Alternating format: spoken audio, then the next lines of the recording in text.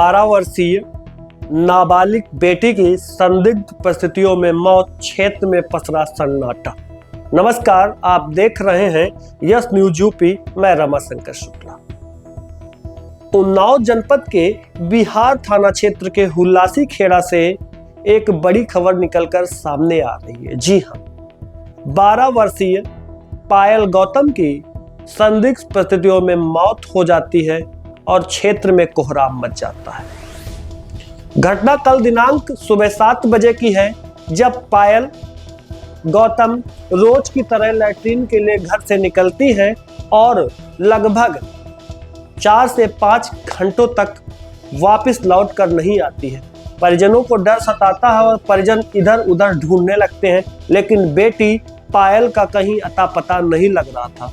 तभी गांव का ही एक शख्स, छोटा बच्चा, दौड़ता भागता हुआ आता है और पायल के पिता से कहता है कि चाचा, आपकी बेटी का शव जंगल में पड़ा हुआ है।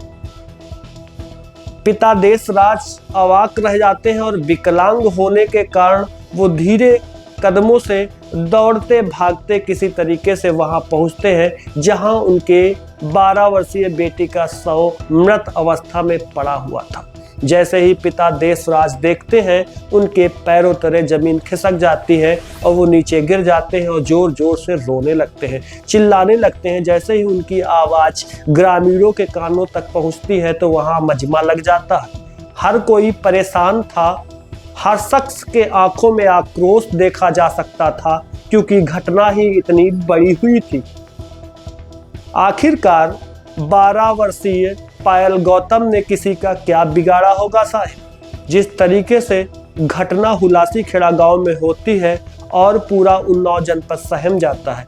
जो भी सुनता है वो अपनी बेटी की सुरक्षा के लिए चिंता करने लगता है, क्योंकि आज सिर्फ हुलासी खेड़ा गांव की पायल गौतम ही नहीं मरी थी, हर वो शख्स परेशान था जिनकी बेटियां हैं साहब। क्यों ना परेशान हो, चुकी घटना जिस तरीके से निंदा के द्वारा कारित कर दी जाती है और बेटी की निर्मम हत्या कर दी जाती है।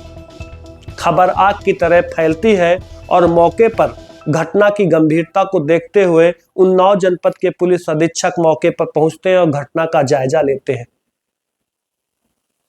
पुलिस अधीक्षक के द्वारा बिहार के थानाध्यक्ष को यह आदेशित कर दिया जाता है कि घटना को गंभीरता से लीजिए और जल्द से जल्द अपराधी को सलाखों के पीछे डालिए।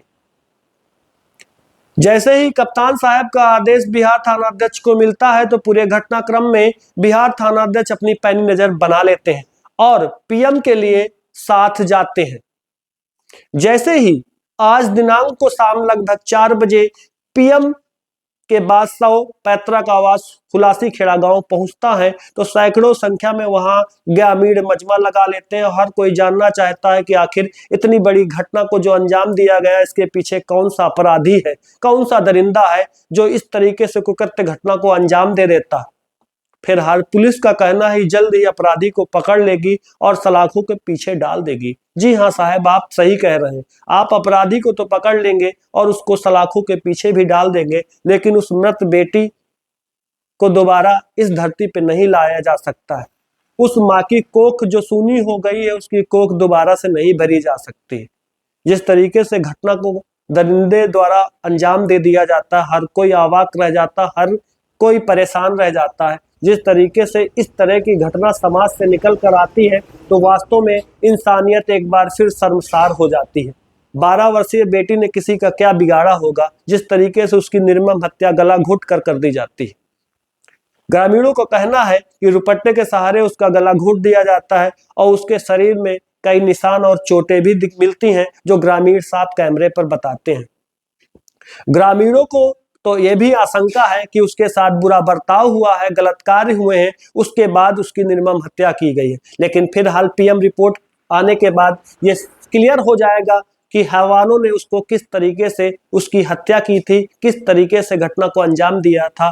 पुलिस जांच में लगी है, पूरे घटनाक्रम में पुलिस नजर बनाए हुए है, जल्द ही अपराधियों को सलाखों के पीछे डाल देगी। लेकिन फिर एक बार वही सवाल हमारा सिस्टम से है, समाज, सिस्टम और सोच तीनों की नाकामी के कारण समाज में कुकृत्य घटना कारित होती है।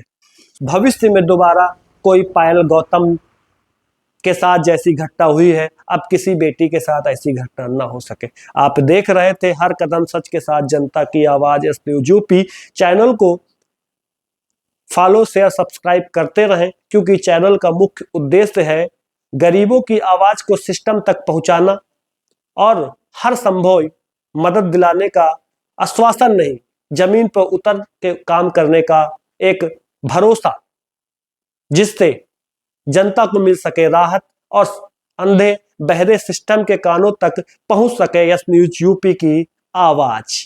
तो देखते रहें हर कदम सच के साथ जनता की आवाज एस न्यूज यूपी।